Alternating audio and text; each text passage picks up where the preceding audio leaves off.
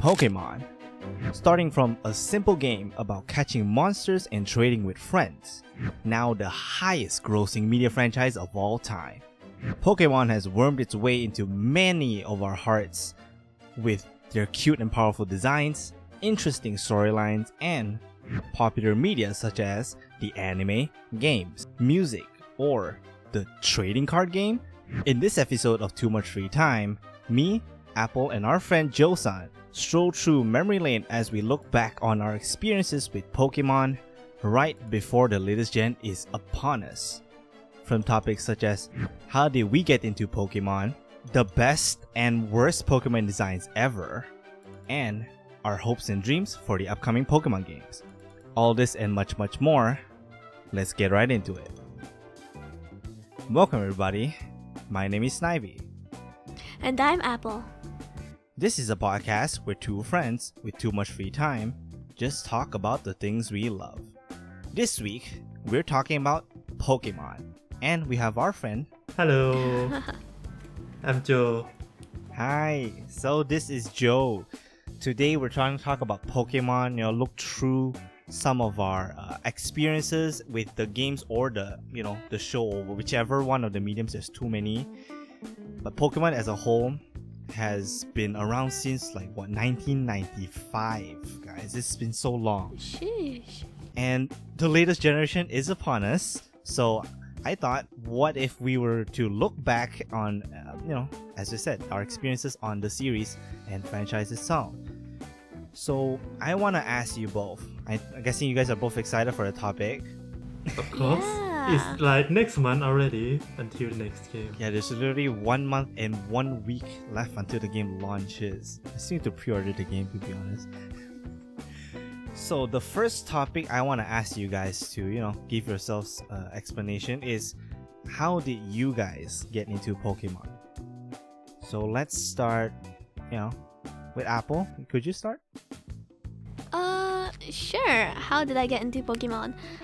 So basically I used to watch a lot of Let's Plays of Pokemon because I didn't have a console. My brother had a 3DS, but I had a PS Vita. I don't think you can play any Pokemon games on that. So, yeah. So I only started playing Pokemon on the Switch. So I'm the most recent player here, I think. Right? Yeah. Yeah.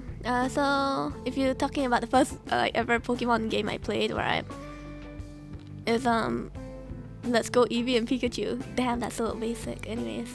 No, that's not basic. You're actually pretty Yeah, unique. that's not. You're unique because Let's Go is so different. Really? Oh, that's nice to know.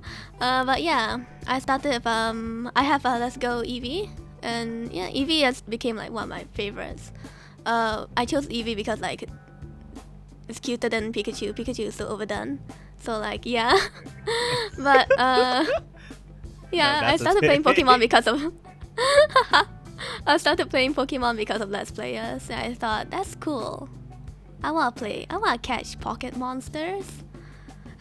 You mentioned about Let's Players, but which game were you watching when you first saw Pokemon for the first time? When you first actively watched? I watched recent Sun and Moon.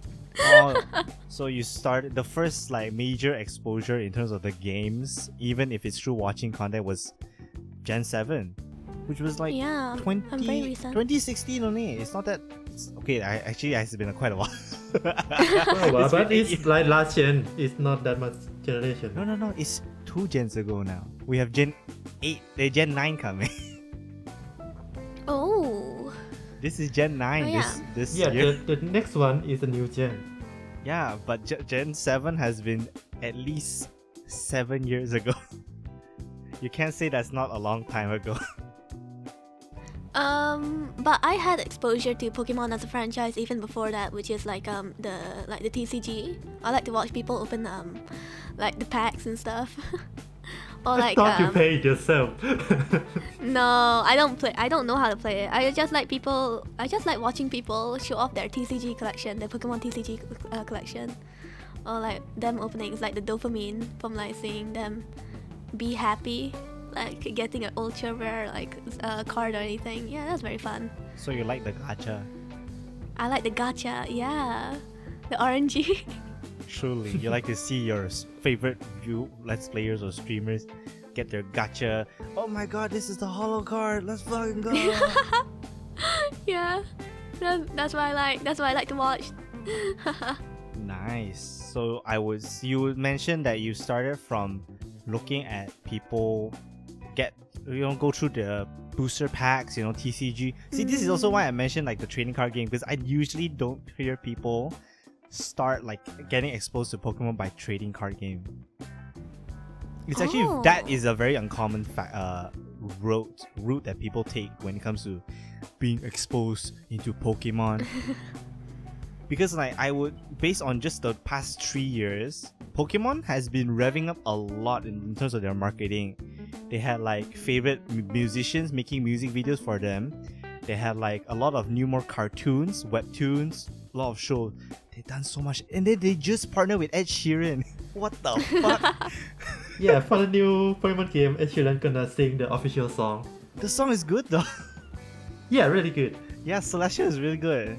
I don't know if Apple heard it yet. I heard bits. Yeah, Celestial is really good. I put that on my YouTube music playlist already. Easy. So that was Apple's backstory behind how she got into Pokemon. So Joe, My backstory. how about you? How did you get into Pokemon? I have to think back first. I can't remember if I got into the anime first or the video game first. Let's start with video game. I think it's back in elementary school, I guess, when I got my first Game Boy Color. And of course, the first game that comes with it that my mother gave me is Pokemon Yellow. Oh shit, we have the same freaking starting point. The problem is, it's in Japanese. I can't read anything, and I don't know the concept of saving. Oh shit. Okay. So when I play that game, I think I never got past the first gym because the Snorlax blocking the way, right? I don't know what to do. The fourth gym. Oh yeah, I think I can't remember, but I can't get past that because I don't know what to do in Japanese, and I can't use dictionary because dictionary is in English. Understandable. So that as far as I go on my Game Boy Color or Pokemon. And after that, I got Game Boy Advance, so I start playing. No, sorry. In Game Boy Color, I start playing the Gold and Silver. That's the first one that I actually finished. Oh, nice. And this time, I shoot the cartridge myself, so I get the English version. When you say finish, did you actually beat Red? Yeah. Oh god. Okay, that is true. That is true achievement, I would say. As a Yeah, first because achievement. in Gold and Silver, after you finish the Elite, right? You can go back to the area before that. Yeah, you can go to Kanto region. Yeah, you can go to Kanto region and venture to that. I do all that. Damn. That's cool. Yeah, I think that's my first step into Pokemon. I don't think I watch any anime. I might watch some on the television, but I'm not following it. It just happened to be on the show when I watching TV. That's it. Okay, so you mentioned Pokemon Yellow. Well, I would be guessing that you got the game when you were in the 2000s instead, because Pokemon Yellow came out in like 1998. The Game Boy Color came out a long time ago. Ancient. Yeah, it is very ancient. I actually started from Pokemon Yellow as well. I got the I got the same Game Boy Color and Pokemon Yellow, and it's not mine. It's like a hand me down. So I was like playing that game. That at the time when I played it, I think I was like 5. I didn't know shit about the game, to be fair. My first active first time playing the Pokemon game for myself was back when I went to Hong Kong. First time traveling overseas, my parents got me a copy of Pokemon Diamond with my first console, the DS Lite. So Pokemon Diamond. So you skip and Boy Advance? What? Did you skip the Sapphire? Ruby Sapphire? Oh, that's a funny story. I'll tell you in just a bit. So I still have the Game box. I don't have the game anymore. So the simple thing was, back when I was playing, I was like what, 9. I played the game, literally reached the Pokemon League. But the problem was, I played so much, I keep playing while I was plugged in. And then my DS died pretty much. And then I was like, fuck, I don't have a console to play this game anymore. Hey, I told my friend, hey, could you help me finish this game? Could you help me tell me what happens in this game? I can't finish this game. Could you help me do it? So, so the worst thing was, that guy never gave me back my game after I graduated from elementary. And the worst thing, everything he told me is bullshit. It's like playground rumors. He told me Mewtwo was in the game. I'm like, what the fuck? I'm like, holy shit, Mewtwo is a thing, bro. Let's fucking go. You got Mewtwo. He told me he got every fucking legendary, which is impossible for a kid. You need like events to get like the Darkrai. You need to get events to get those mythical Pokemon. And legendaries, yeah, you can get a lot. But Pokemon Diamond is actually very limited in terms of the Pokemon you can actually get. I believe everything he might said. be able to hack the game. No, maybe yes. But I believe everything he said, and you know, he never gave the fucking cartridge back to me. So you know, how do I know, right? Nothing ever happened. But ever since then, you know, I also had like Game Boy Advance SP before. I played like a Chinese version of Pokemon Leaf Green. That fucking cartridge cannot even save. Same thing as what you said, right? So back when I was playing this, you know, I'm very used to playing the English version of the games. But that game, I get past like the first gym and I couldn't play anymore because every time, you know, I need to turn it off, go to sleep, and then next game come in like, oh, fuck, I need to play from the start again, bruh. Well, that the default, that the for the default product of the cartridge, right? Yeah. Like every time I turn it on, there's like it's probably a bootleg cartridge, to be honest. So every time I started the game, it mentions like, oh, the save file, it doesn't work or blah blah blah. I'm like, oh, ban. But my main way of getting into Pokemon was both from the cartoon, the anime, right, and the emulating the games on PC. So on my own personal channel, which I made since I was like 2010, 2011, right? I played like games like Pokemon Black before they were officially released in the American regions, US, because fan translations, right? They do it back in the day when before Gen 6, Pokemon was actually not a international global release. So I got the like Pokemon Black early as a ROM and just put in the fan translation. So I played the fan translation game before the American like official release came out. So generally between like the early 2010s to the first time when I got my first console, I've mainly emulated all the games. And I kind of burned myself out from playing Pokemon, to be fair. I played every single... That's interesting to hear. Yeah, I played every single game. Every time, like for example, right, one experience was I played Pokemon Mystery Dungeon and I wanted to play as every single fucking possible starter Pokemon. So I had 4 save files at the same time. I burned myself out so damn hard. I never touched Pokemon in like 2 years. But yes, that's my main start to Pokemon. I also have like one or few VCDs, you know, VCDs, the old shit of some Pokemon episodes that were, I think they were like Cantonese or like English, depends lah, right? Because back when I was a kid, like most of the anime that I got was bootleg Cantonese reproductions.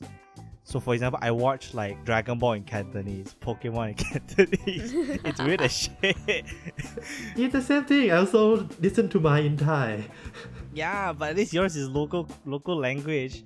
Mine is like I wanted English version, but there's no English version. One is because they're too expensive, because you know English, speaking Americans, everything is so expensive, and the bootleg cartridges are the only things we can get. But my first episode was ever watched was Ash fighting the Orange Island League. That was like, I think the original episode aired in like 1998 probably. But that was very interesting. I watched that like a lot when I was a kid. And eventually I started binging the show as a whole as well.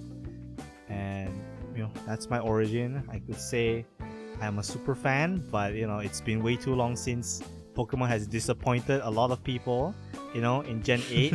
And I'm looking forward to Gen 9 to be the renaissance, because right now both of you, all three of us are planning to get the game as well.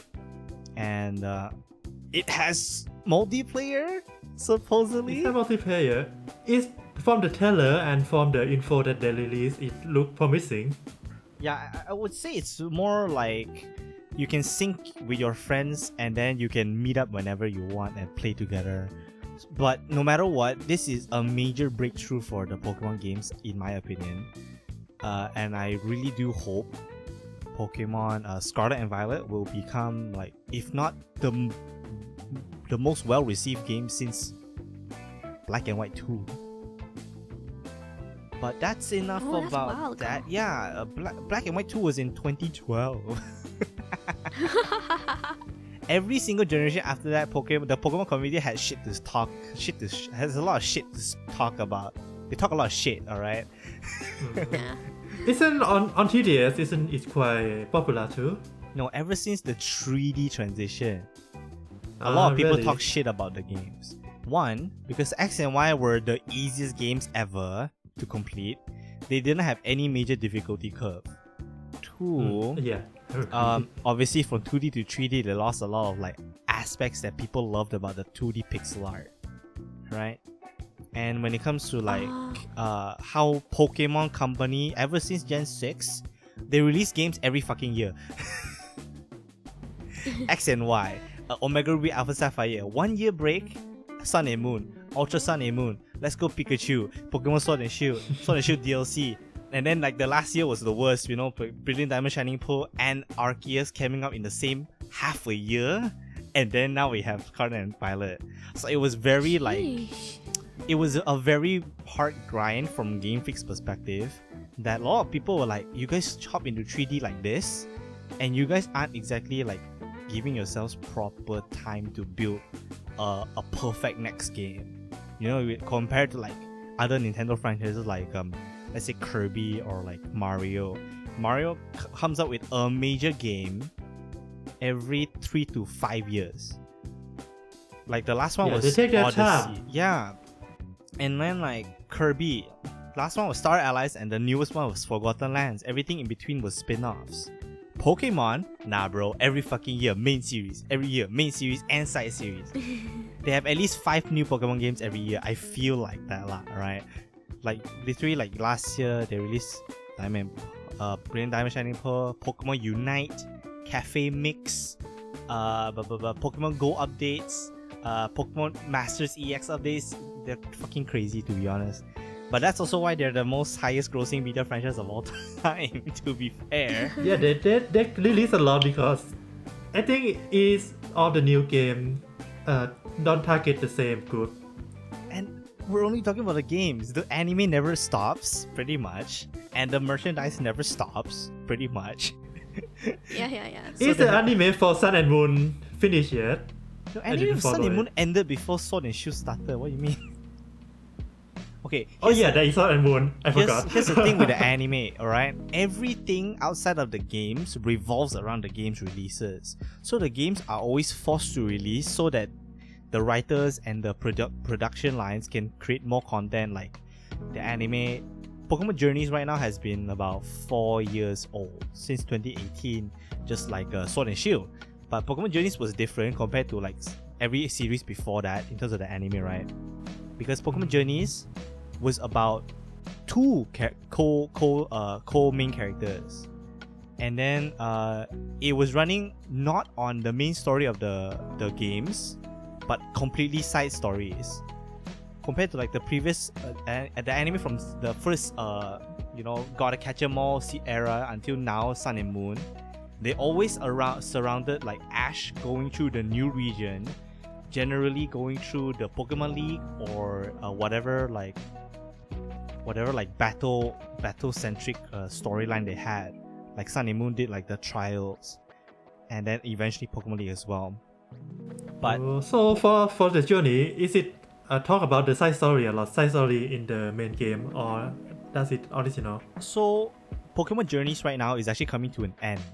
Right now, Ash is currently competing to be the world's best trainer, and he's actually doing really well right now. So Ash is, I think, actually having a climax for the first time in 25 fucking years that people are actually hyped as fuck to see. 24 season, will Ash be the champion? No. Ash is already a champion of Sun and Moon. Oh. But the thing was that, right? Ash took 25 years plus to be a Pokemon master. So Pokemon Journeys is different in the sense that one, because there are two main characters. One is called Go and Ash, right? Ash is centric on the battle side. Go is centric on the catch-em-all side. So it covers both sides of the fan community on how they play Pokemon. One does battles, one catches them all. So they're actually not they're bringing back the catch-em-all aspect of Pokemon marketing. And thanks to this, the Pokemon Journeys anime season have been exploring more of the world building of Pokemon as a whole. For example, I think episode 2, it was all about Bulbasaur's migrating to evolve. It was interesting to watch, let's be fair. And then they freaking found you make Lugia me somehow. interested in Pokemon Journey. Yeah. Yeah, Pokemon Journeys is one of the most unique Pokemon anime seasons to watch. But again, Pokemon anime is such a long series that I actually recommend marathoning it compared to weekly, because you will drop off eventually. Like I said, I love the Pokemon Journeys anime, but I dropped off. I have to admit, I dropped off for like 2 years out of the 5 years it's airing. But The only one that I only watched until finish is X and Y series. oh yeah, that one was one of the best story arcs for Ash. Yeah, it's as a so whole. fun. To be fair, I think ever since Gen 6 until now Gen 8, the Pokemon anime has been rock solid in terms of the characterization for Ash. Because let's say this. The first major climax for the anime was in Gen 4, where Ash brought every single Pokemon that he's ever caught, every single Pokemon he has ever trained, into the Pokemon League. Every single one from really? Gen 1 to 4. You get, for example, you get Charizard, the ace of the first generation. You get Sceptile from Gen 3. You get Torkoal from Gen 3. You get Grotto from Gen 4. All the Pokemon. And do you know how they fucking lost? Ash lost because he had to fight the final battle to a person with a Darkrai and a Latios. The fuck? It's like bringing, for example, right? It's like bringing a normal team and then you're fighting this overpowered motherfucker. It's 6-on-6, but Ash got wrecked, Ash's Pikachu defeated Latios one single-handedly, but that Darkrai took 4 Pokemon to beat. What is this shit? Everybody was so salty. But and then Gen 5 was worse. Because they power reset Ash's Pikachu. Ash's Pikachu lost to a fucking Snivy on the first episode. Like, what is this? This guy just got his Pokemon and you lost? What? What is this bullshit? So everybody was extra salty for Gen 5. But Gen 6 really brought in, like, Ash is bringing every one of his battle experience and how he trains Pokemon into it. And then that brought in all the way until Gen 8. And right now, people are looking forward to the climax. Ash is fighting Leon from Sword and Shield. If you all know Leon, right? Leon is branded as the undefeated champion. Same thing with the anime. And Ash, right now, the next few episodes, is gonna have the final battles of the tournament arc against Leon. Okay. I think I have something to do in my free time now. Yeah. Yeah, so that's why I'm saying I personally also had to catch up with Pokemon Journeys. Somehow we delved quite deep into the anime, just me. But the next topic I wanted to ask you both about was what are your most strongest memories with the games or the anime? For example, like some people might have a very special team that they had a lot of hardship with when they played the game, and then they finally made it through. Some people have that. Or like my friend, like when I was in like high school, he freaking didn't use any other Pokemon, just used Blaziken for the whole game. Like, what the fuck is wrong with you? But his Blaziken was like level 80 by the time he was fighting the Pokemon League. Something like that, right? Because he only used one Pokemon for the whole game. These are like special memories that I think Pokemon is very good at, because everybody plays the game slightly differently. Yeah. So, for me, yeah, I wanted to start with Joe. So Joe, mind explaining yours? Well, in Gold and Silver, I didn't play game based on my style because back then I don't know how to play the game, so I bought the book, right, the guiding book, and follow them. Oh. So that's nothing special. But in Ruby and Sapphire, I find my favorite Pokemon, which is Sableye. Sable, eh? Sableye, in Japanese is Yami. Oh, you mean, Yaminami. but Sableye is not in Gold and Silver. No, I talk about Ruby and Sapphire. Okay. Because Gold and Silver, I follow the guide to the T, so I didn't do anything outside of the guide. Oh, okay. The one that I actually played myself is in Ruby and Sapphire. So your And favorite after I Pokemon got- was Sableye? Yeah, and the reason is simple. Sableye back then don't have any weakness. Oh, that's true. That's true. Don't have any elemental weakness. Have 3 immunity and 1 resistance. So Apple. So I just I'm built guessing him Apple until level doesn't understand. 100.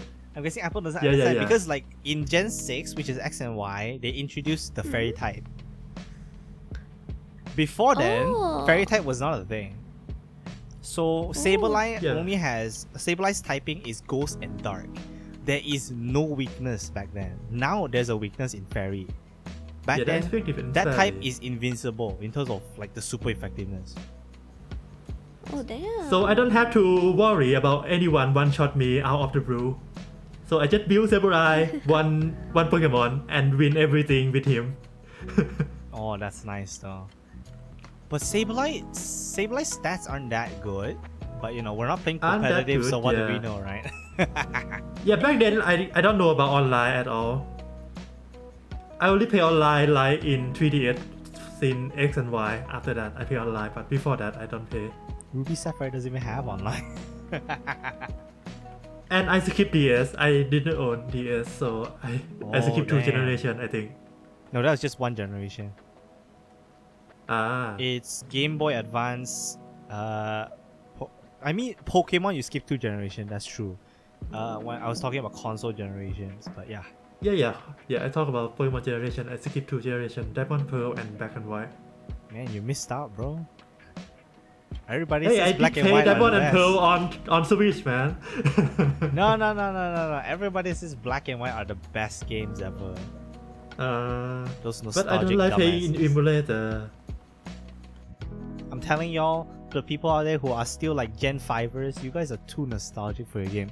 It's true that they're the greatest at like for the 2D age, but they are outdated. Like they are still very good to play now, but you're gonna feel like you're missing a lot of stuff today.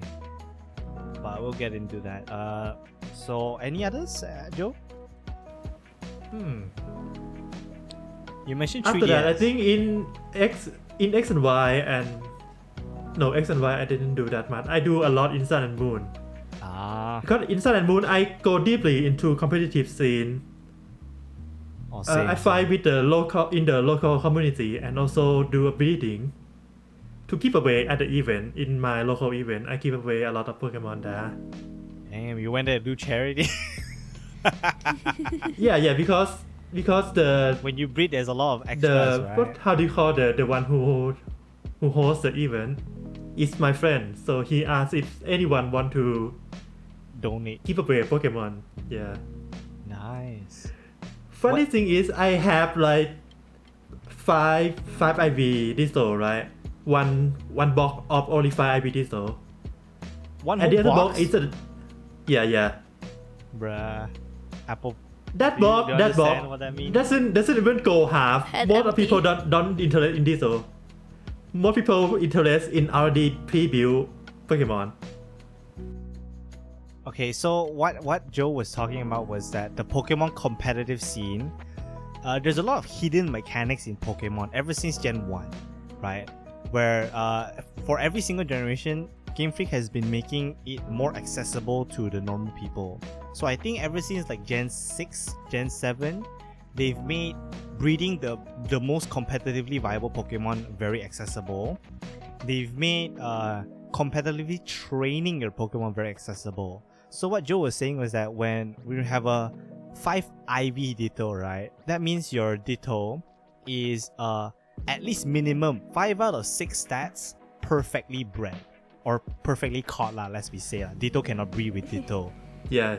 But when you breed, because Ditto can breed with any Pokemon, right? So when you want a competitive, for example, you want an EV that's very viable for competition, you breed it with a Ditto that has 5 IVs, because minimum there's always one stat that one Pokemon doesn't really need. For example, if I was a Machamp, right? Why the fuck would I need special attack, technically speaking? It's my worst stat that I don't need. So I can sacrifice out of 6 IVs, minimum 5 IVs are perfect. So 5 IVs would be like HP, attack, defense, special defense, and speed. And then I'm just gonna not give a shit about special attack because I don't need it. Right? So when you breed with a Pokemon that like Ditto, in this case, these Pokemon are generally much more competitively powerful compared to just catching a random Wiglet. What? That's Mario. Never mind. Caterpie. All right. Let's just say Caterpie. If we catch a Caterpie randomly and we use it, it's usable for the main story. But when you compete with people, you need to get as powerful as you can get for any Pokemon. So that's when people go into breeding or catching like max IP Pokemon. But that's what he mentioned lah. So I also had the same story with that. When you breed a lot of Pokemon, you actually have a lot of extra Pokemon because you personally would be finding the best. But during that journey, you will have many eggs that are extra that hatched because you need to find the one that's best. And you just give away the ones that are all extra, 4 IVs, 5 IVs. I wanted a 6 IV Pokemon, for example. And then you give away every single one. But they're all going to be generally viable to start breeding or start competitively playing the game. So it actually really helps the community to fund it back and get more Pokemon that are more viable. Yeah. But the funny thing is, Ditto is not sell really well. Most people want other Pokemon. Yeah, of course, because it take Ditto is so easy to get like a 5 IV Ditto in that game, minimum 4 IV. Yeah. And getting the Pokemon you want is harder because maybe you have like exclusive moves that are exclusive to breeding or moves that I have like 3 box of Pokemon that P-build with Egg Bulb and sometimes with 0 speed or 0 attack, something like that. Yeah, don't sell really well. Already. Not sell, but the people want that more than just Ditto. Yeah, it's Which more quite funny. in demand. Snivy? Speaking about collections, we both have a Nintendo Switch. But what if we added a case, cover, or thumb grips? Surely it will make our Switch stand out and more personalized. That's where the sponsor for this episode of TMFT comes in. Switcheries. Switcheries is founded by a couple from Sweden that was stuck in Thailand during the lockdown period of COVID-19. Only having their Switches as entertainment, they started Switcheries. Switcheries provides the best Nintendo Switch, Switch Lite, and Switch OLED accessories for everyone, whether you are a casual gamer or an elite gamer. They have many wonderful products with great looking designs, sure to spice up your collection at home. Now I personally got the Mario case. And you? Now me, I've personally gotten the Sailor Moon cover case and some owl thumb grips. They look really cute. Yeah, Apple, it looks great. We both are loving our products from Switcheries, and I think you guys can get a great deal by using our link in the description below and the code TMFT is POG10. You can support us in making more episodes just for you guys on TMFT. Switcheries also provide free shipping for orders over $35 and ships internationally. So, what are you waiting for? If you're looking to spice up your Nintendo Switch collection, make sure to use our link and get a product from Switcheries today. Now back to the episode. What about you, Apple? You mentioned you starting the games with Let's Go Eevee, and I think you have both Sword and Shield, but you only played one, right? Yeah, I only have one Switch also. So let's listen to some of your stories, because you started with Let's Go, which in my opinion is actually one of the most simple yet really fun Pokemon games. I actually really like Let's Go, because it's one, quite unique. Two, it's actually really polished for Pokemon game. Let's be fair. I never play Let's Go, so you have to talk a lot so I can understand it. Yeah. So, I want to hear your stories with the games that you have played already.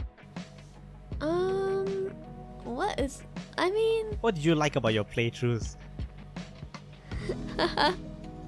I reached to the end for both the games. Let's Go Eevee, and I played Shield. Yeah. I played Pokemon Shield. Sword is still in perfect condition. I haven't touched that. But I played to the end for both the games. But one of my main goals when playing Pokemon, alright, has to be catching them all. I really I'm not really that good at battling. I don't know how any of the battles, any of the moves or anything. I don't know what's the best move to use against you just smashed opponents. Thundershock. Yeah. I just used the most powerful one, and I was like, oh, that one does a lot of damage. Boom, You'd be like, oh, you're probably the type that, oh, Flamethrower, fuck this, man, 95. I'm gonna use Fire Blast. This is 130. You never have any status move in your moveset, I'm sure. Yeah, just hit hard. Just keep hitting them, before they hit you. That's how we play. Oh, my Pokemon's low HP. Time to use potions. Oh yeah, that's true. No, that's normal. I stock by the potions. Yeah, and I feel I like collecting EVs. I think that was more the memorable part for me. I like the evolutions. On I have all of them and stuff, right? Collecting them all. I'm sure in Let's Go Eevee you can actually have all of them, but definitely in Sword or Shield, right? Because Let's Go Eevee only had 152 Pokemon. Yeah, they're what? They don't have the later generations in it. It's based on what again? Pokemon Yellow. Yeah. Oh, so technically, yeah. Okay. So if Joe wants some context, so Let's Go Pikachu and Eevee are the first Switch Pokemon games, main series wise. So they came out after they came out, I think, between Ultra Sun and Moon and Sun and Moon. 2017, right? Yeah, 2017. So the thing about Let's Go Pokemon and Eevee is that they released at the peak, or at least around the peak of Pokemon Go's popularity. So they took aspects of Pokemon Go, the catching mechanic, and shoved it into the fucking main game. So the whole game, whenever you find wild Pokemon, you actually don't battle them at all. Yeah, you have to throw the thing. Oh. Yeah, you may or may not throw your Joy-Con at the TV, but But the fun thing about Let's Go Pokemon and Let's Go Pikachu and Eevee is that you can actually play simultaneous 2-player. But you can only use single Joy-Con. Oh yeah. I think that's one of the worst parts, is that I want to use my Pro-Con, but I can't. But because the catching mechanic really relies on the motion controls and how the Joy-Con works, I think that's a good benefit for it as well. So the games are literally as not say as faithful because Diamond and Pearl was more quote-unquote faithful to the detriment of every fucking person who likes Diamond and Pearl. Let's Go Pikachu and Eevee is directly a remake of Pokemon Yellow, where it's the first games that introduced Oval Pokemon. It's the first games that introduced in 3D right? Pokemon that follow you in a more unique way. In Let's Go Pikachu and Eevee, you actually hug Snorlax while walking. Snorlax walks for you. It's like hugging Totoro. That's cute. That's cute. And for example, on like Charizard or Dragonite, you actually fly above the city with them. Like you actually hover above the city when you catch them. So Let's Go Pikachu and Eevee, after the post game, you can actually catch Pokemon in the sky. So you also have a chance of finding shinies in the overworld. You actually see the shinies in the overworld. So that's why it's like a really fun. Yeah, it's a really fun shiny hunting game as well. And there's a unique mechanic called catch combos, where if you catch more of the same Pokemon in a chain, right? For example, I can catch a total up to 31 Pikachu, let's say, right? And then every Pokemon that appears after that chain, 31 is the max chain combo. So every Pokemon that appears after that chain combo is maxed out, is max 4 IVs, and has the max chance of getting shiny form. So like when I shiny hunt in Pokemon Let's Go and Pikachu, I grind levels by hunting Chanseys, because Chansey has the biggest amount of experience given. They let you do that. I grind it to 31. So basically I grind like most of my Pokemon to level 100 while shiny hunting. And sometimes, you know, in the middle of the chain I find a shiny Chansey, because why the fuck not, right? And it's really fun to do. I think Let's Go Pikachu is one of the most fun games because the scope is smaller. Like, it's easier to catch them all in that game. 151 Pokemon is all available in the game. I mean, you do need the Pokeball Plus to get Mew, but, you know, that one doesn't really count. Yeah. But with Pokemon Go, you can get the new Pokemon Meltan and Melmetal in Let's Go Pikachu and Eevee. They were the first, they were new introduced in that game as well. But Let's Go Pikachu, I think, is like one of the most fun and easy to pick up games out of literally all the Pokemon available on Switch right now. And you know, that's why, you know, Apple started. I think it's your first major console, right? The Switch. Yeah, the Switch is my first major console. Yeah, so I think Pokemon Let's Go and Pikachu and Eevee came out at, you know, to the right demographic, Apple right here. So yeah, I think it was that's very great. simple to get into. Yeah, it's very easy. I still think Kanto is one of the simplest regions to play with. And Let's Go Pikachu really does sell that. And obviously they do release with Eevee as well. So Eevee's popularity really skyrocketed ever since. I would say lah, right? Eevee was always popular. But putting them both in the anime and the games during the Let's Go Eevee's release really skyrocketed the popularity of Eevee as a second mascot of Pokemon. Yeah, everyone got boring Pikachu already. Get someone else. Yeah, but I still bought Let's Go Pikachu. I actually bought the special edition of Let's Go Pikachu with the Pokeball Plus. Pikachu is not that good in game. Eevee is much better in game.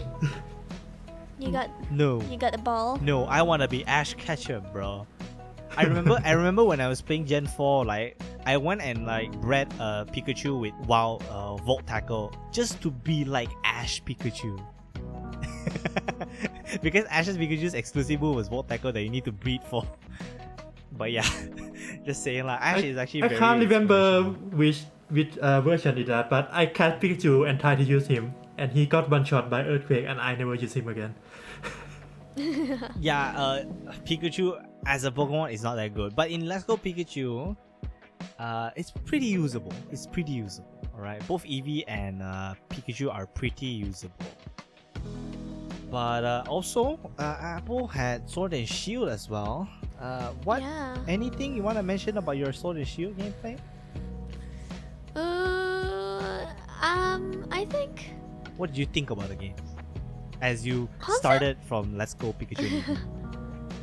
I think Sword and Shield was fun for me. It's aight. It was fun for me, but like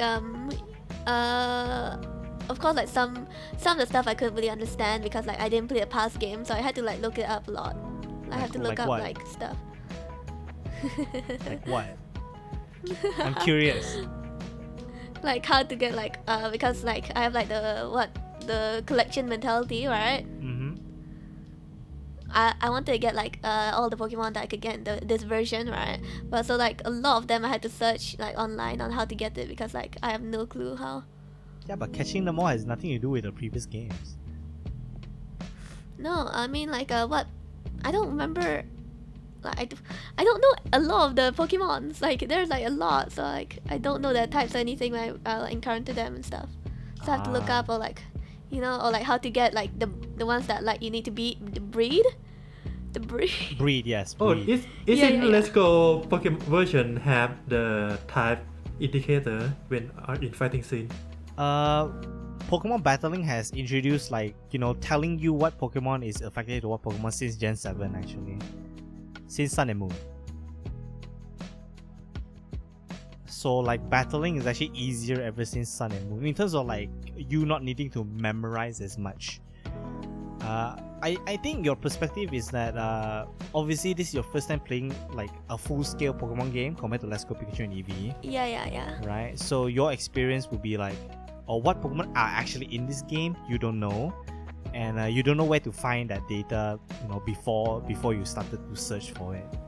Obviously, I played like almost every game, so I generally know what websites to find. I would recommend like minimum Bulbapedia and Cerebi are the best websites to find data about your Pokemon or where you want to find them. Bulbapedia is my homie. Yeah, I always use Bulbapedia for most of it. Cerebi is like also very reliable, but I think Bulbapedia just has a better interface overall. Is what I feel like, right? I compared to like Gen 6 and Gen 7, I used to have a friend that wants to play Pokemon competitively with me, like compete. But he graduated from Pokemon ever since Sun and Moon. So sad thing, I don't have a friend to play with, so I didn't bother anymore with competitive training Pokemon.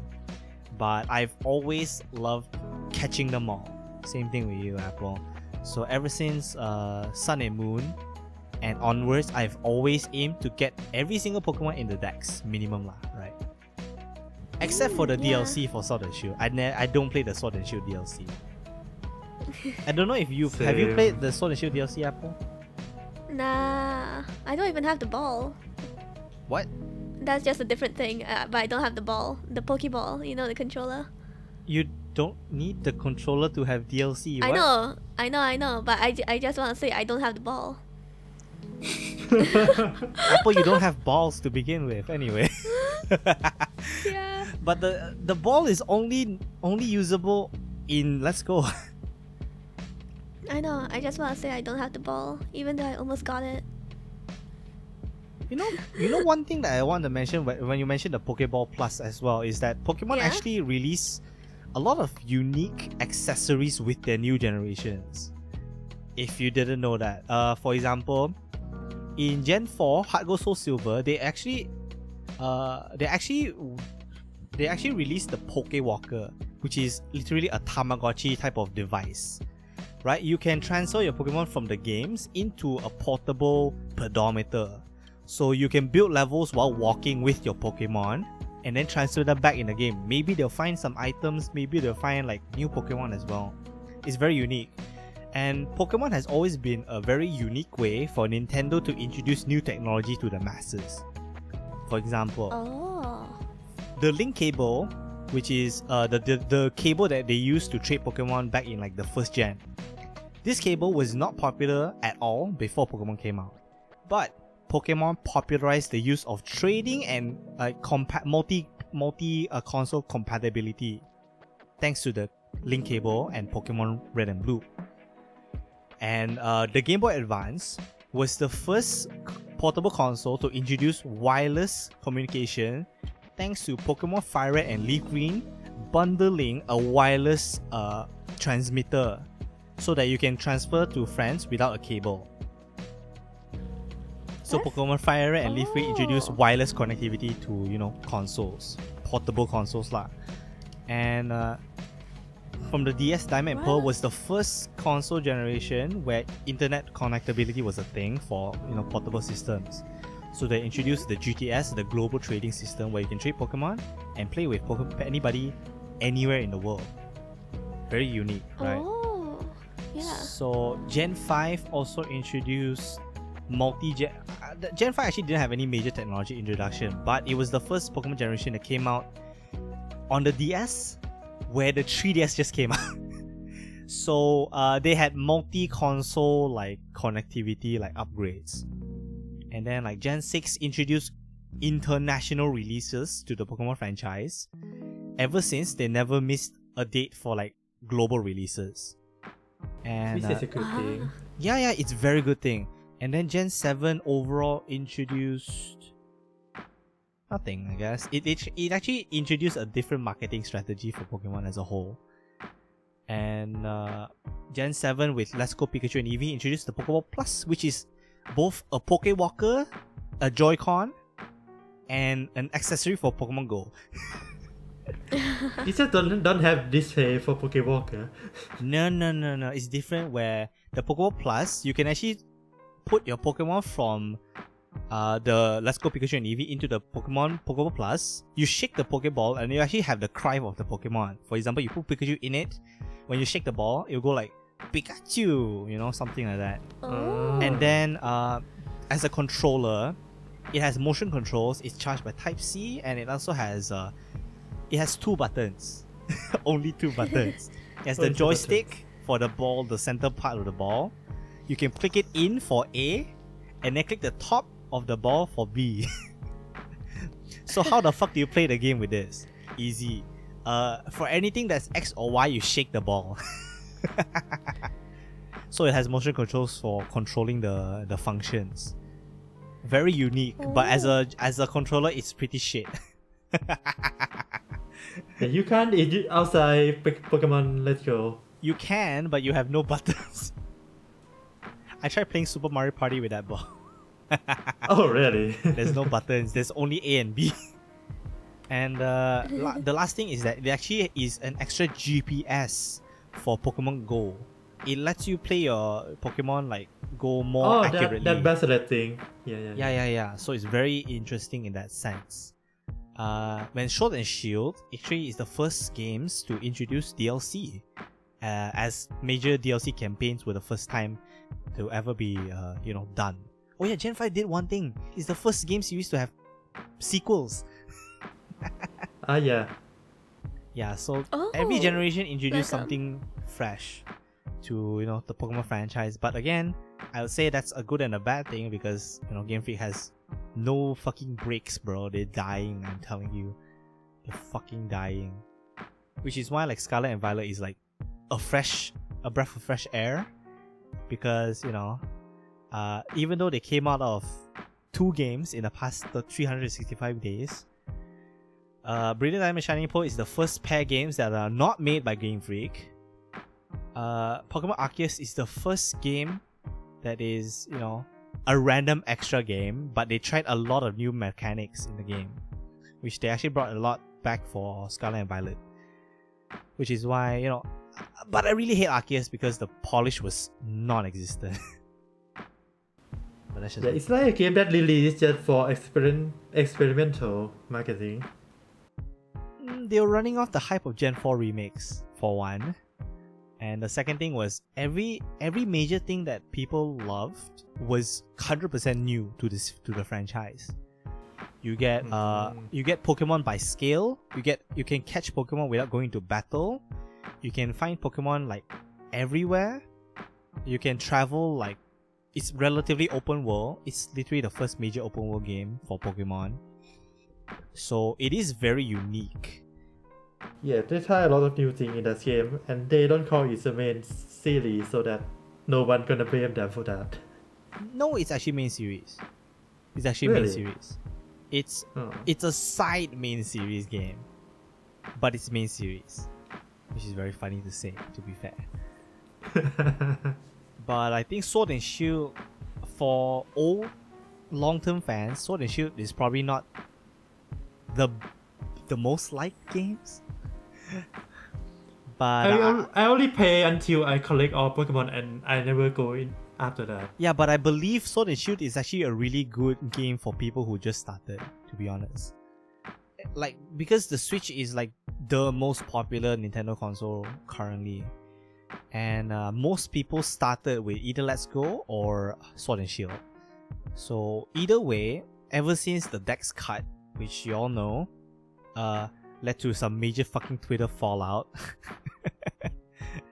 I would still say it's ultra beneficial long term. So obviously, Apple continue playing Pokemon since starting from Let's Go. So and Apple's gonna play Scarlet and Violet. So she's gonna continue giving money to Game Freak. We all know that. Damn. Are you gonna buy 2 or are you gonna buy 1? I'm gonna buy 1. Yeah, now Because I she bought has 2 people to because, play with. To be fair, Apple, you can actually complete the game even if you have 1 console. You need to pay Pokemon Home though. You need to buy Pokemon Home. That's kind of pain in the ass. Oh yeah, Gen 6 If introduced you that want, as if you well. want every Pokemon, you don't buy Scarlet. I already ordered Scarlet. Yeah, I'm gonna buy Scarlet as well. I might as well play Violet then. Yeah, I feel like me and Joe has a lot of similarities in terms of like Pokemon. We started from White Yellow. We first played Game Boy Color. We also started like competitively in like Gen 7. Yeah. We have a lot of similarities in the Pokemon like stories. Which is why I think like Pokemon is such a unique franchise because everybody has their own story to tell, right? Some people, I'm guaranteeing you, started playing Scarlet and Violet because Ed Sheeran sang a song in it. I'm telling you. And Well, like you there's- can look into everyone team that finished the Pokemon League, and not a lot of Pokemon gonna be the same. Yeah, but let's say back in the day, Gen 1, most people will probably have the starter, probably have a legendary bird, will probably have, maybe Nidoking, maybe Onix, those cool big Pokemon to fight. But I think the biggest thing about Pokemon is that outside of just the games, the anime has many reasons for you to like it. The merchandise, you can't deny Pokemon designs are so unanimously appealing. Like some are cute, some are cool, some are just weird, like now the newest one is Wiglet, very cool, very cute, but very weird. It's really just a what is it, like a sea worm thing? I don't remember. Like a garden eel, right? That's the Pokemon, but it's not actually related to Diglett at all. It's even in water. It's It's a in worm. water type, not earth type. Yes, it's 100. It's like, okay, Pokemon has actually introduced a lot of like aspects of ecology into how they design Pokemon along the years. So the first generation started with like let's just make cool monsters, right? But of course they introduced Pikachu. The artist that made Pikachu was one of the female like game designers back in Game Freak back in the day, because they decided like, yeah, we got a cool Pokemon, but we need some Pokemon that appeal more to everyone. So they asked like everybody to start drawing, their own designs to submit for like the game. And one girl, I forgot her name, but she made Pikachu. She designed it in pixel art right? Not in like actual cartoon. So they started designing the Pokemon from pixel art, and then Ken Sugimori, the designer for Pokemon's main art style, redrew Pikachu into the fat Pikachu that we know from back in the day. Fat Pikachu. And obviously along the years, Pikachu became slimmer and slimmer because, he's the main mascot, He's become more and more cuter, more and more agile. And the art style overall has changed along the years. And I would say Pokemon definitely has changed to a lot of different demographics. So I don't know, like Apple likes the Eevee. Eevee, the original 151 is definitely one of the most recognizable cast of characters of all time. Right? You just show anybody from like Gen 1, generally somebody will know at least one, if not a lot of the Pokemon. Right? It's very recognizable. That's why they keep remaking Kanto, But that's definitely a reason that everybody has a different reason to love Pokemon as a franchise. Obviously, like in the past few years, I mentioned that they have so many new ventures in terms of like media. Like 2 years ago, imagine 2 years ago, they released their first major music video produced by Bump of Chicken. Gotcha, right? Gotcha, which is the actual name is called Acacia for some reason. But that music video, if you guys know, that music video was the best, most well-received content ever by Pokemon. The song is great. The music video was so fucking good.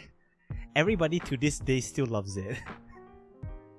And then it started releasing like so many webtoons, man. Fucking hell. Pokemon franchise, they've been milking the shit out of every single generation ever since. But Have you seen like the? I think this is a good segue. We're talking about what the best parts about like Pokemon. What are you guys' favorite Pokemon designs? You know, give us like a few if you can't like list down your top 3. You give your first because I have to think a bit. Yeah, I'm curious, Apple. Do you have any favorites from the 2 games that you've played? Or do you have My like favorite? those outside as well? Ooh. I mean, Come on, guys. You guys, you obviously should have expected me to ask this question. I know, but like what? It's so hard, right? Okay. Yeah, it's very hard. There's 900 Well- Pokemon. Okay, what's the cutest Pokemon in my opinion? Alright, it's actually Piplup. Oh, Yeah, I used to have this one McDonald's toy also. I didn't expect you to pick Piplup. And I like the song is stuck in my head also, you know? What song? They did like one Piplup, cheer you up. Oh the yeah, one, Piplup like, has a song. it's Yeah, like an Piplup does animation. have a song. Yeah. It's so cute. So cute. It is. And yeah. And if you're talking about one weird Pokemon that I like or the design, it's not weird. It's just I Unique. find it funny. Yeah, unique. I mean it's kinda boring, but Let's Go Eevee. One of my favorite Pokemon to play was the rat. Which rat? Oh, There's that's so many that. rats. Wait. You know Pikachu is a rat I too, don't remember right? the name. You mean No, I Rattata don't or like the Pikachu Raticate? rats. Rattata? It's like the fat one. The Raticate. The other kid. The Alolan version. Raticate. It's the dark one. Yeah, Alolan Raticate lah. Yeah. I The- like the dark. I like my dark rat. Damn, you're like emo rats, bro. Yeah. I don't know. It was on my team for quite a while. Like the dark rat. I was like, I don't know. I just found it remember very in funny. Let's Go Pikachu, you got it from a trade, didn't you? Yeah. It's like a trade inside the Pokemon Center there. Yeah. Was it? Yeah. I'm Yeah, I surprised you like like my rat. Raticate that much. Why? I'm surprised you don't have a cat Pokemon that you like. What? You like cat? You have A like cat 10 Pokemon? cats at home. Do you have none? I know. I have a lot of cats, but like Pokemon cats are like, it's kind of meh. What? It doesn't look like real cat. What do you mean? There's so many cats. There's minimum 1 cat every generation. I know, but their cat Pokemons are kind of meh, to be honest. I guess I like the wrestler cat. Incineroar, let's Sun Moon. fucking go. Yeah. But I think my most favorite Pokemon has to be Vaporeon. Like I even have a huge plushie of it, and like what like I like collecting little things about Vaporeon. Vaporeon plushies are some of the best troll pillows ever. Yeah. No, you know why do I say The this? tail is so long. Yes, the tails are so long. You can actually just whip it and slap people with it. Yeah, I like Vaporeon. It's like I don't know. It's a mermaid dog. What's not to like about that? I'd say everybody Yeah. generally agrees that one of their favorite Pokemon are always one of the starters. 100%. Like, the starters are just so generally appealing. Not Any more really. you want to Yeah. mention though, Apple? Any more Pokemon you wanted to mention? I like what's it called? Rapidash. The other what's that one form? Galarian Rapidash. Yeah, I like the color of it. You like My Little Pony. I do like My Little Pony. Oh man. Damn, got called out. But I've watched like a lot of seasons of it. I'll But tell you a that's funny story past of point. how Galarian Ponyta was announced. Pokemon the Pokemon company decided to do a 12-hour live stream of us just staring at fucking nothing, the fucking forest in Sword and Shield. I remember that. I'm watching that. And you, in that fucking 12 hours of footage, you have glimpses of new Pokemon. So you got a glimpse of Galarian Ponyta. You got a glimpse of Impidimp. So fucking stupid. 12 fucking hours made people wait for the whole fucking time. It's so funny. I hate it, but I love it in hindsight. But yeah, Galarian Rapidash is definitely, I think, like whenever they do a regional forms, they tend to be really well liked by a lot of fans. How about that long Executor with long neck? A Alolan Executor is awesome.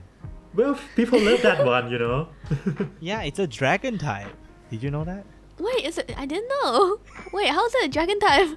It's really strong, you know. No, easy. Alola has a lot of sun. So it grew very long and it's a dragon now. Okay. That's the same Okay. question as why Charizard and Gyarados are not dragon types. Pokemon Yeah, that just makes do no it, man. sense. So it went the Cantonian Executor is Grass Psychic type. Randomly, a Alolan Executor was announced and it was extra long for one, and it's Grass Dragon type. I actually tried using it on my team in like Ultra Sun. Oh. It was okay. Ultra Sun? It was okay. Oh. Stats wise, it was just okay. But it's very funny to use it.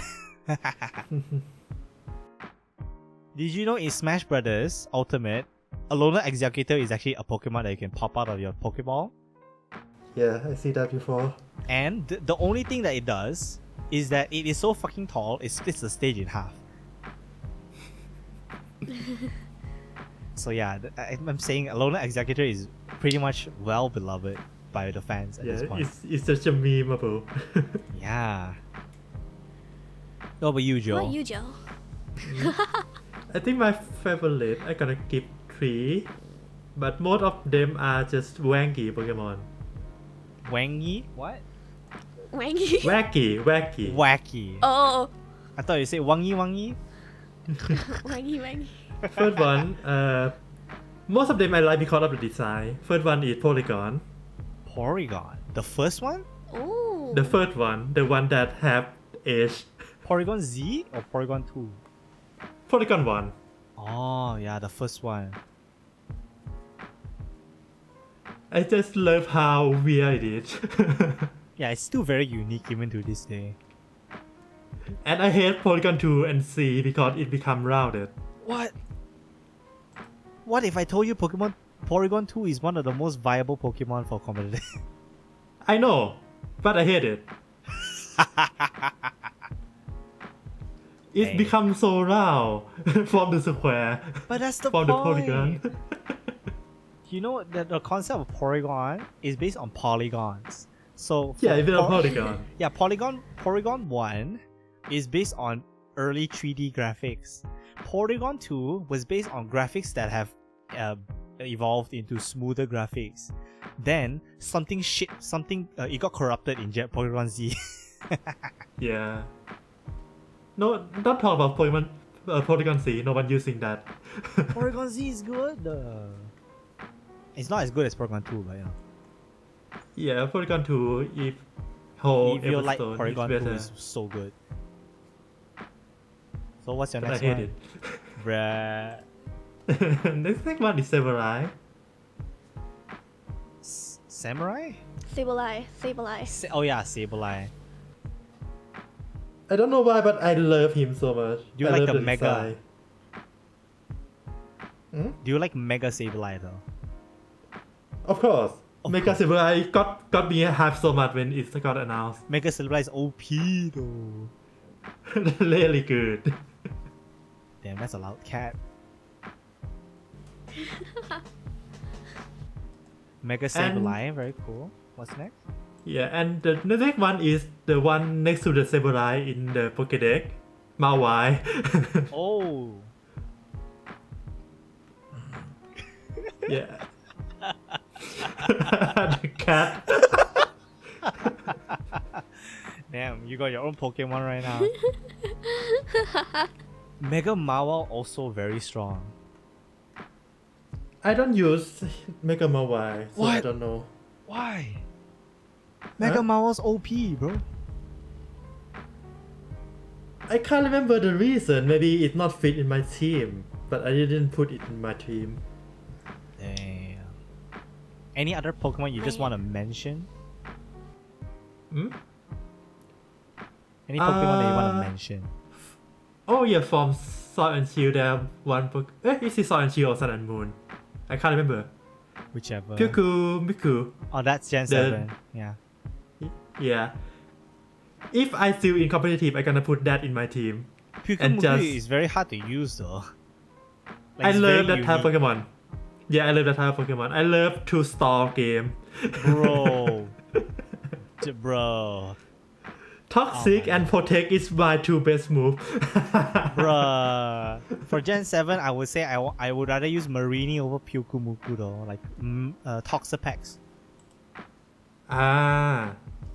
That one's a that's better cute. Pokemon competitively lah. Yeah, but it's not cute. Pikachu is cute. What do you mean? If you watch the anime, you know Toxapex is cute. I don't watch the anime, so I don't know. Yeah, that's why. Pokemon looks like it has a butthole in its mouth. I mean, it's a sea cucumber. Well, it have the butt and the mouth at the same place. Yeah, I guess that's convenient. yeah, and if you touch it, it'll slap you.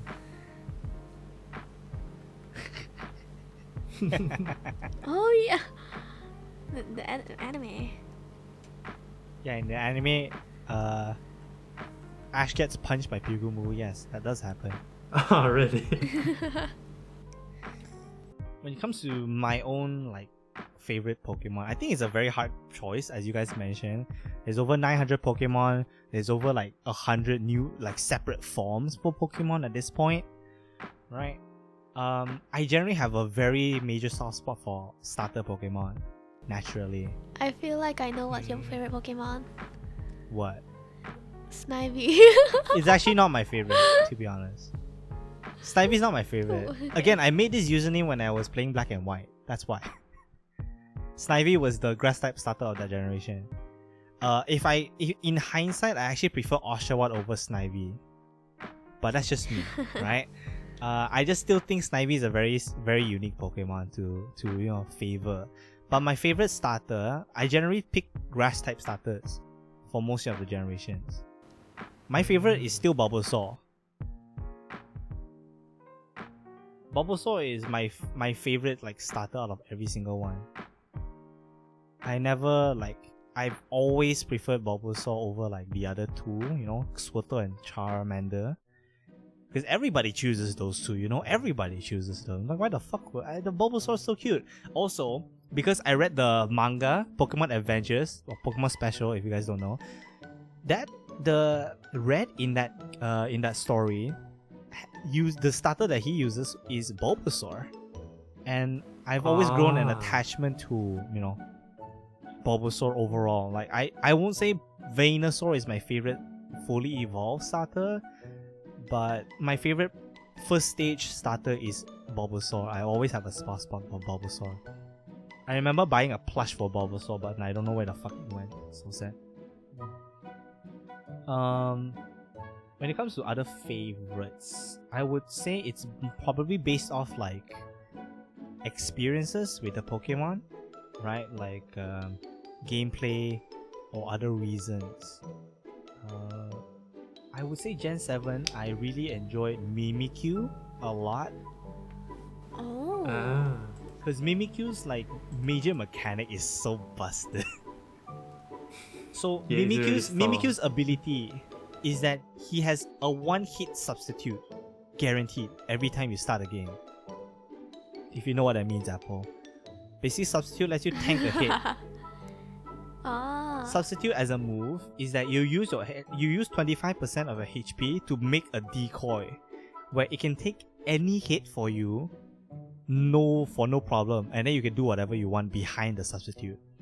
So Mimikyu case, his design is that he is just a depressed ghost type Pokemon trying to be popular. Trying to be Pikachu. Yes.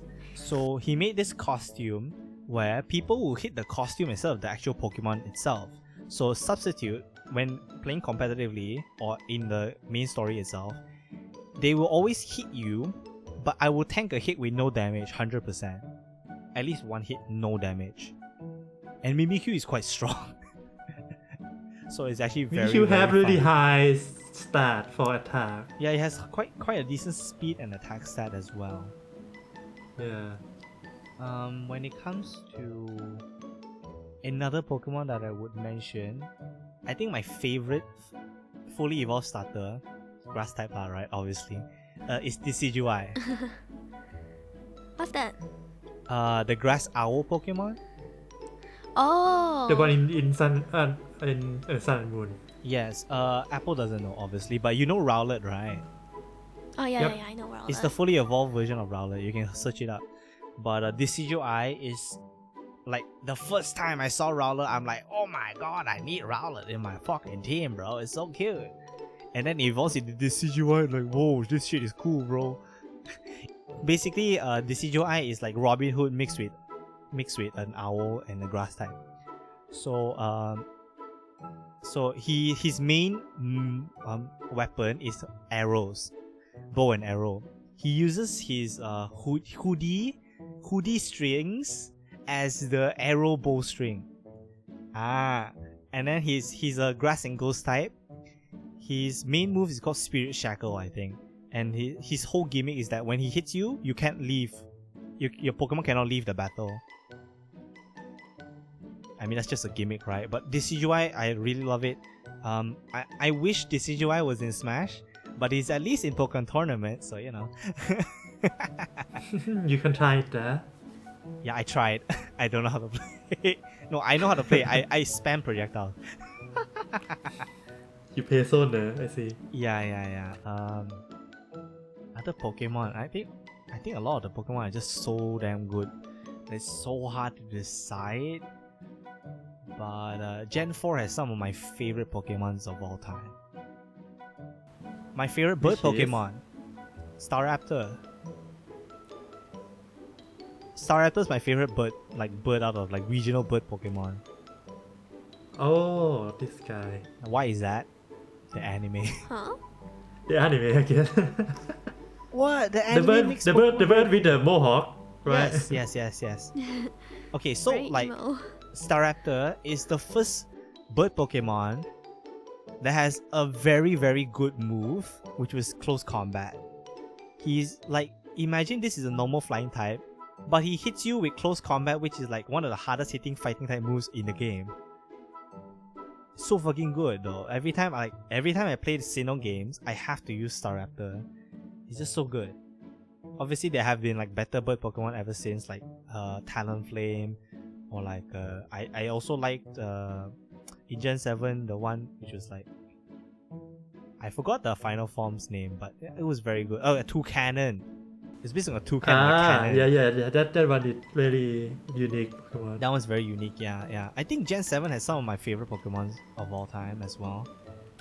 My favorite generations are 4 and 7. You know, if it hasn't been obvious. But I actually really like Mudbray and like Mudsdale. It's the horse Pokemon. The donkey. Yeah, donkey. Yeah. Oh yeah. Donkey. Yeah, they're actually Donkey. really strong. If I told you Mudsdale is one of the heaviest Pokemons of all time, Yeah, mud deal with heavy press. It's gonna be something. it's very, very powerful as well. But Gen 8 is very hard to pinpoint like actual favorites, you know, I don't know why. Gen 8, like, there's not too many that actually appeal to me. I think the only one that appealed was like the cake Pokemon. I don't know why I like the cake Pokemon. Well, Gen 8 I only play until I finish the game, so I don't remember much about each Pokemon. Yeah. But those are our favorite Pokemons. I think like Pokemon is definitely such a unique thing. I think the way they design Pokemon is so... There's this weird formula to designing a Pokemon that like I don't think any other like franchise can copy the same level of success and like appeal of Pokemon as a whole. Yeah. There's someone who try it but not succeed as much as Pokemon. Like there has been copycat Pokemon games out there. We had Temtems, which is they literally try to be Pokemon 2. We have Yokai Watch, which Yokai Watch is slightly different. It tackles like Japanese mythology. Yokai Watch is completely different. It's just it's the same idea of the game Pokemon, formula not is Pokemon, monster collector. I like Yokai Watch. Did you play any of them? No, I didn't, but I did have some toys of them when I was like younger. Yeah, I think as designs, Yokai Watch is fine. Like I think Jibanyan is very, very recognizable. Jibanyan's cute. Yeah, but most of the others, do you actually like the grandpa? You only gonna enjoy Yokai Watch as much as the creator want if you into Yokai or Ghost Story. Yeah. Because all of them are based on Japanese ghost story. So if you don't understand their story, you're not gonna get into the franchise that much. Yeah, yeah, it's very hard to get into Yokai Watch as a general concept because it's so Japanese as a concept. But you know, it's like it's very Nihon. Very Nipponjin desu. Yes. Every time you play it, you get Nihongo Jozu. Alright. Now you get the joke. Okay, the next topic that I wanted to ask. What do you guys think are some of the worst Pokemon designs? Generally, my opinion in Pokemon is that there's no majorly bad designs. It's just some designs just don't appeal to me. Yeah. But what Pokemons do you not like? Please don't say Vanillish. Ice cream Pokemon. Wait, how do you don't know? hate it. Ice cream. Oh, they're cute. Oh, I hate some of the fish Pokemon, like the ones that are just there to be fish. Like what? Like what is that? Basculin? It's the Alamomola? like they're so Bruxish? plain. Bruxish They're so isn't plain. plain They're just though. there to be fish. Do you know They're just there to Bruxish? be fish. Apple, Let do you me know Google, 'cause Bruxish? I might. Bruxish is based on a Hawaiian Bushido. fish, I know. but Bruxish has like very prominent it has lips and fangs. It's very funny. But you know, fish, I think fish are just generally very funny. Like what other fish do you not like? Lantern? Well, if Oh, one that I don't Dormis. like, I can name one. I don't like Love Dish. I wish love I wish Love Disc evolved into Alamomola, to be fair. If they have evolved, that might be good. But Love Dish just in there to fill the ecosystem of the Pokemon world and serve no purpose at all. Hoenn has the most amount of fish Yeah. Pokemon of all time. They're just there to be fish. He has too much water, bro. Yeah, too much water. Yeah. Too much 1 out of water. 10. Yeah, it's actually a meme. Did you know, Apple? What? The phrase Huh? "too much water" is actually a Pokemon meme. Now, Really? why is that? I don't know. Okay, the context of that is the review from IGN of Pokemon Omega Ruby and Alpha Sapphire. 7.8 out of 10. One of the major cons of this game is that it has too much water. Literally 60% of the region is water, to be fair. But Yeah. but that's not a con. Just too much water. Yeah, it's just too much water. water. So it was a meme, you know, 7.8 out of 10 too much water. It's probably in like the Pokemon iceberg or something. What other Pokemon do It's you too guys much not water. like? What? Oh. I hate the what? What's that tiny horse? Tiny horse? Which one?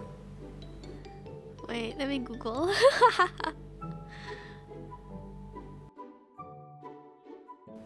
I don't think I have any don't like Pokemon. I just Yeah, I mean least favorites, I would say. yeah, least favorite. Oh.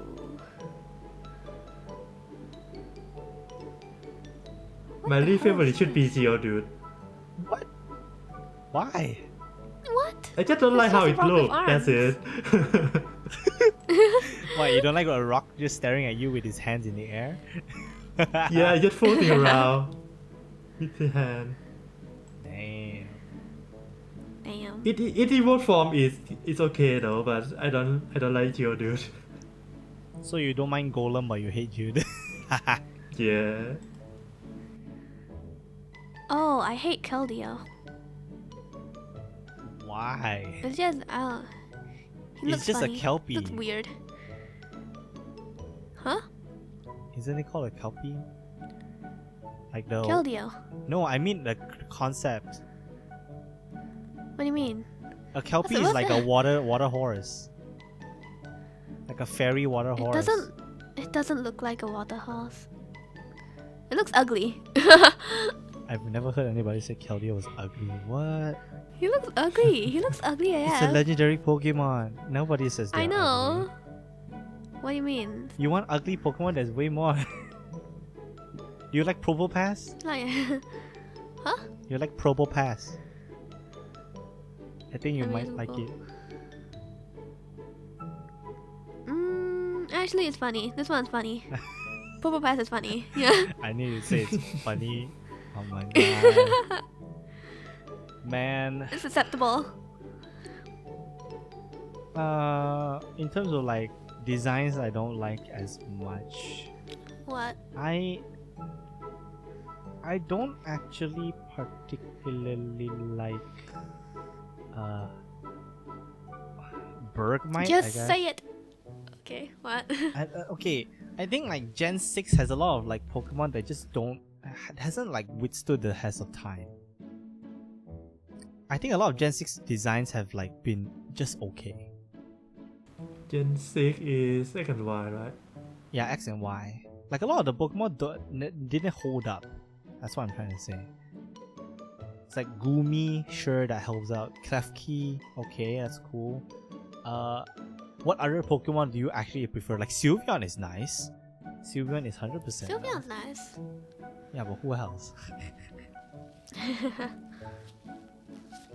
I think in second Y there is a Pokemon that overshadow a lot of other Pokemon like Greninja or what is the name again? Aegislash. Aegislash, yeah. Yeah. Aegislash is Yeah, really it's really good popular. Pokemon that it overshadow other Pokemon, so we can't remember them anymore. Yeah, that's true. That's true. I think Scanbrug. the worst thing when Pokemon has the only scale of like good to bad is like the only worst is not that popular. Like, I think the scale of Yeah. like very very great Pokemon to very bad Pokemon, it only goes as low as mediocre at best. No, the designs are bad. They're just made. There are some design that better. Yeah, there's just a lot more better Pokemon out there. Yeah. And I'm the one of the person who love to use the underrated Pokemon. Yeah, I can also use like generally anyone as long as they're easy to find. If they're so hard to find, then what's the point, right? Yeah. Yeah. Something like Zubat. Yeah, I love Zubat. I use Zubat in every gen. Oh, true. I love Crobat as well. Crobat is so cool. I mean, I like Crobat. I don't know about Of you. course, we like Zubat. Okay, good question. I mean, Apple hasn't played too many generations. Yeah, But Joe, which generation do you love the most? Love the most? Yeah. If I told you to replay the game, which one do you want, or which one would you want to replay?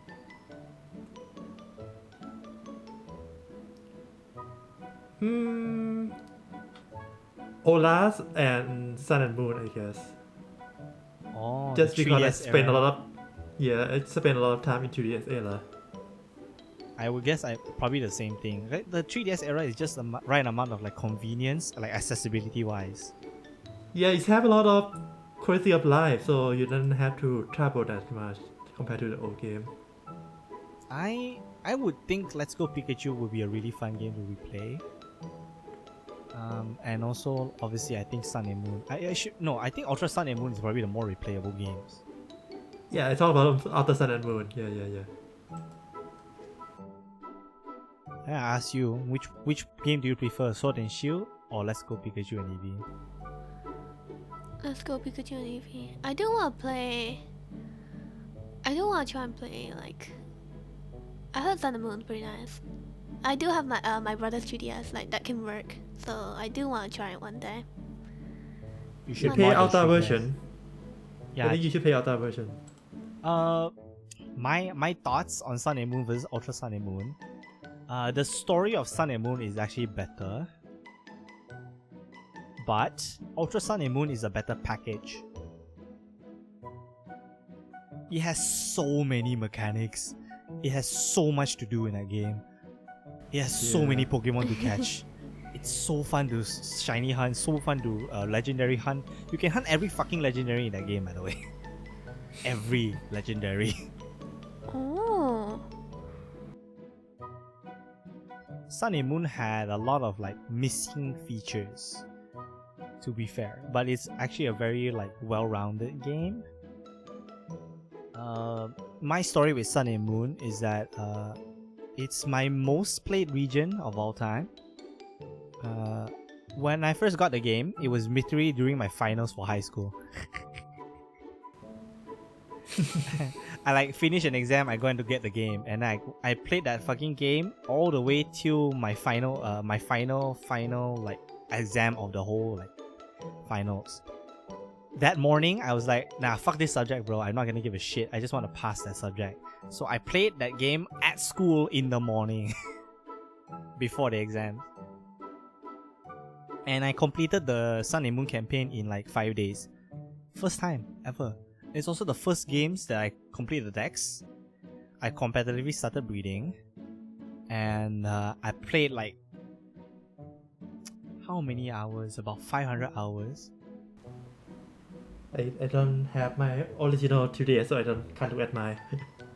Yeah, Should be a lot because we're building and everything. Yeah, but the funniest thing was that after that I modded my second DS, which is my 2DS, to trade amongst myself, so that I can, breed. I can go back to Gen 6 and Gen 5 to get Pokemon that I couldn't get in this generation, to compete in a sense. I just wanted like a Skarmory, like better moves that are more suitable.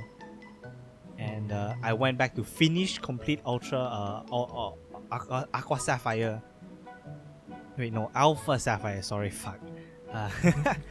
And I went back and played through the whole entire campaign of Gen 6. I also, at that period of time, I was so into Pokemon. I bought like Pokemon Platinum 1 copy. I bought Pokemon Black and White 2 1 copy so that I can I can trade to every single generation up to Gen 6 and Gen 7. The only thing handicapping that is I didn't want to buy Pokemon Home for Gen 8 because I lost my hype for Gen 8 as a whole. As I said, I didn't play the DLC. When Gen 8 come out, there is COVID, so there is no local event. I also don't participate in the event that much either. Yeah, but I feel like the whole hype died down from like Sword and Shield. It was okay games. I wouldn't rate it anywhere higher than like B tier at most. Mm-hmm. It's very it's mechanically it's obviously the best game lah, the newest mechanics. But Pokemon selection not that particularly good. The region not that particularly appealing either. Like what else is there to particularly say? I mean, it's not like I'm asking for a review, but Sword and Shield was just okay. It was alright. Yeah. Let's wait and see how they handle with Scarlet and Violet. And that is a great segue to our next segment. Alright, what are you guys' expectations? What are your hopes and dreams for Scarlet and Violet? What are you guys excited for? Of course. The system that you don't have to fight, the auto battle. I love that. What? That's the mechanic you're looking. Okay. I am very excited for multiplayer. Because this multiplayer is gonna be quite different from the others. Like previous multiplayers is just like, either I trade Pokemon to you to complete the decks together, or I want to battle you. That's all the previous multiplayers are mainly at. The new games you can play together. Yeah, that is that mode. They still haven't explained that much though about that mode. I just pray that the connection method isn't that complicated. Yeah, they should look into how Monster Hunter Rise handle their connectivity. No. Let's say this. Gen 6 actually did Pokemon connectivity perfectly. They fucked it up in Gen 7. They didn't make it better in Gen 8.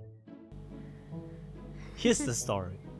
Gen 6 was the first major games where they introduced a whole UI element in like normal gameplay for trading, battling, or like adding friends, which is called I forgot the actual name. Oh yeah, the Plaza, right? the PSS. No, not the Plaza. The Plaza is Gen 7. Gen 6 had a menu to like you can click the person's icon to trade, request trade or trade battle, and you can add the friends as a favorite.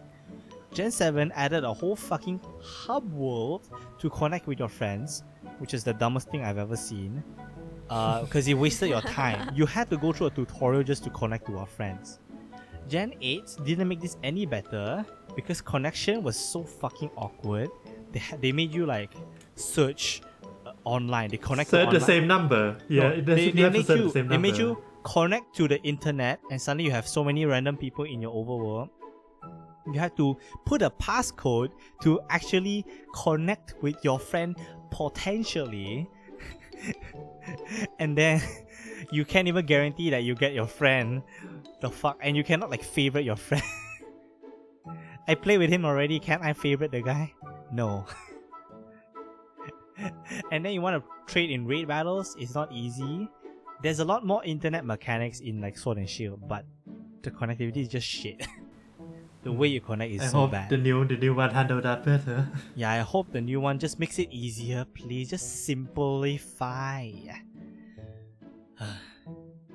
What about you, Apple? What are you excited for? What am I excited for? The new Pokemon. Just like yeah, seeing new cute Pokemon and like I want to see how the story goes. Do you like Wiglet? Sure, I like worms. Sure, I like worms. Lechonk. Yeah, Lechonk. You know, in the And last the trailer, duck. they have ham. I wonder where that come from. I'm surprised they still haven't actually revealed the final evolutions for the starters. It's the The first second time. evolution, right? Yeah, not even the second evolution. I love that though. I love that they kept most part of the game in shadow so that we can explore and adventure and discover that thing by ourselves. Yes, we still don't know that. We still don't know if that's 100%. There's only the case. 1 month left, so they shouldn't expose a lot. How you know? Like Sun and Moon literally, back in Sun and Moon's hype cycle, they literally announced a Pokemon every single day, every single week. Yeah, I forgot about that. Yeah, so But well, from the trailer that they show, so far they only cover only the first area of the game. yeah, but how would you know that they won't make another Pokemon Presents next month, where they just announce Please like a no. lot of the major stuff? I just play, alright? At this point, just let us play it, bro. Just let us play. Yeah, just let Don't us be play. like Monster Hunter that explode everything in the game. He's like, oh, I got Nargacuga. Oh my god. Wait. What you talking about? Nargacuga. Yeah, Nargacuga's a monster in like Monster Hunter. Oh no, the way you say it's like Nargacuga. What do you want? Nargakaga. Nargachuga. Juga. Ah, That is the most thing I want the Pokemon company to do is not review everything before the game release. That is a good expectation. Let's just hope. I think Game Freak's doing it pretty well this time.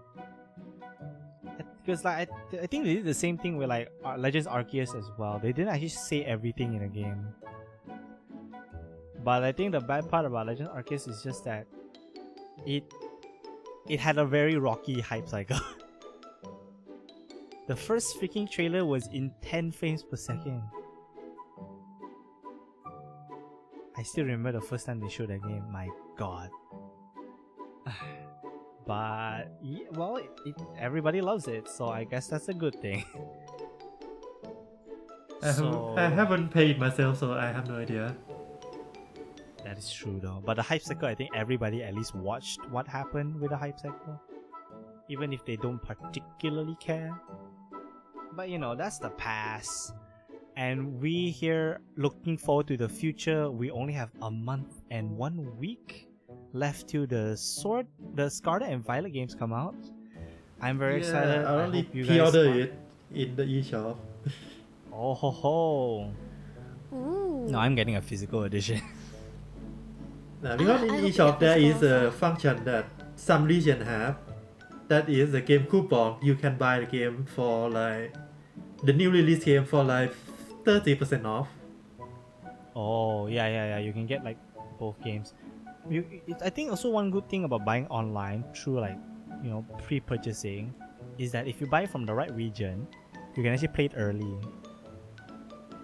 Oh, I didn't think about that. I just buy from Japan because my account is in Japan. Yeah, but if you buy from Japan, you can play the game 1 hour earlier than everybody. I mean 1 hour. At least not like in Australia. Australia is like 2 hours early.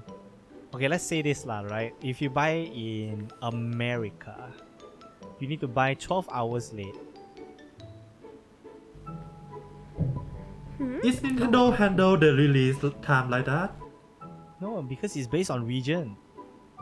Oh, If the because release date is for 17th. for other game in stream they release at the same time. No. matter what. If the game, because this one is not, again, the eShops are still separated by region, so they unlock the game based on date. Right? Ah. So if you bought the game with a Japanese account, you can unlock the game based on 12 a.m. on the date of Japan, compared to us, which is like 1 hour behind. If you bought the game in US regions, the game unlocks at 12 a.m. on their time. Ah, I see. Well, I'm not gonna stay up all night playing Pokemon. Unless. Unless? Yes, truly a mystery. Joe will probably do it if he wants to. Yeah, same with when Elden Ring release. Alright. Do you guys have any other particular topics or stories you guys want to share about Pokemon? Oh, Just- can I say something that traumatized me? Okay. Go on. Do you know the Magikarp game Magikarp Jump? yeah, the one on mobile, the one where you have to Uh-huh. train your Magikarps and stuff. Right? Why? It traumatized me because like I once like one of the endings that I got was like the eagle. Wait, no, what? Not eagle. The bird. They took your Magikarp. Yeah, they took my Magikarp. That was fucking traumatizing. That was one of my best Magikarps also. I was like, man, I don't feel like I want to play this game anymore. Sad. Yeah. So that's my story. Okay, Magikarp Damn. died. Magikarp jumped too far, bro. He died. Yeah, Magikarp jumped too far. Jumped to die. Oh my god, he's suicided. Oh no. What about you, Joe? Magikarp hates me. Any other particular memories you want to share? If anyone have a mobile or Switch, please play Pokemon Quest. That game is really good. That is quite a good game, but it's still based fundamentally a mobile game. Yeah, it's a mobile game, but it's free and it's don't have microtransaction. You can finish the game. It does have microtransactions. You can pay. Really? You don't need it. You don't need it. You can But you finish the game can. without it. Yeah, the basic purchasing. I remember it having like some. You can buy stuff. You can buy more playtime because it has like limited amount of like plays per day. That you can play for this much within 2 hours. I mean that's how they get ya. That's how you get ya. Yeah, You don't get need to ya, pay mobile more than 2 gamers. hours a day. Don't worry. Well, my story would just be okay, about Pokemon. Let's say Pokemon. Which one should I say? There's so many games to talk about. But okay. Here's my thing. Pokemon Ultra Sun, Ultra Moon. I love that game. I actually completed most of the game, and I actually was shiny hunting for a lot of the Pokemon legendaries in the game during the month of release. I actually used my modded 3DS for that. But here's the problem, you know? I was shiny hunting for... Okay, shiny hunting is very hard in the sense that you need to... It takes a lot of patience. So shiny hunting in Ultra Sun and Moon, very simple. You need to go through an ultra wormhole. You know, in that game you go through space in a sense. So the further you go in space, the higher the potential of a Pokemon is, and also the higher chance of getting a legendary. So I was aiming for max shiny rates, max 4 IVs, and you know, getting a legendary. Whatever legendary doesn't matter. But I was soft resetting. Soft resetting meaning like I found a legendary spot, and I reset every time until I find a legendary that is shiny. So I had like a few legendaries that were shiny by that point, but my fucking save file got corrupted. That's a pain. And you know how far it pushed me back? It pushed me back all the way to when I first completed my fucking main story. Every fucking post-game thing I did, it's fucking gone. I wasted like 50 plus hours of gameplay. Yeah, if that happened to me, I'm not gonna play the game anymore.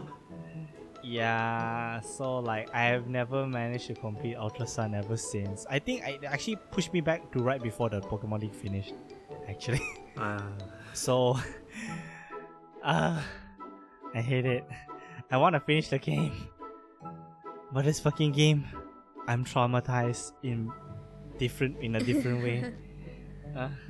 I lost at least 2 to 3 legendaries, and all my fucking gameplay was gone. Fuck. But you know, that's our story for Pokemon. For those of you in the audience, share your stories for whatever like things you like about a few questions that we had. What got you guys into Pokemon? Which are some of your favorite Pokemons? And you know, what do you like about what do you guys are hoping that Scarlet and Violet are doing? That, you know, if you guys are gonna play the game, what hopes do you guys have? And that's pretty much it for today's episode. Today's episode is a pretty simple episode where we just share looking back on Pokemon as a whole. We only mainly focus on the games, even though I did went on a whole tangent about the anime. But that's pretty much it for this episode. If you guys have anything you guys want to say in the comments, make sure to like, follow, and subscribe. Click the notification bell in the YouTube channel. And you know, also follow on, if you guys like the audio version, do follow on the Spotify, Apple Podcasts, Google Podcasts, Google Pods, and Anchor. if you guys want to support our first affiliate, this episode and the last episode had a sponsor. If you guys didn't notice, we probably cut into like an ad break in the middle, and we are sponsored by Switcheries. We'll probably have a code by this episode's time. So if you guys want to get nice, high quality, and very cute design Switch accessories for your Switch Lite, Switch Original, or Switch OLED, we got like game cases, console cases, like covers. We also got like stands. Got thumb grips. Yeah, I got thumb grips. We got a lot of nice, cute accessories. So if you guys are looking for accessories, you can support us and making our content by buying from the code down below. It's probably linked in the description, and we'll do an ad read for that as well. So that is pretty much it from us. Now, my name is Snivy. And I'm Apple. And I'm Joe. Yes, so this is us from Too Much Free Time. Thank you for listening. Look forward to the next episode. The next episode should be one of the last episodes, if not the last episode of the season. Oh, yeah. It's gonna be about Marvel. Yeah. We will be giving our thoughts on the MCU as Black Panther. The next movie is coming up very soon. So look forward to that. I'm actually looking forward to that. Yes. I'm looking forward to the movie actually. Yeah.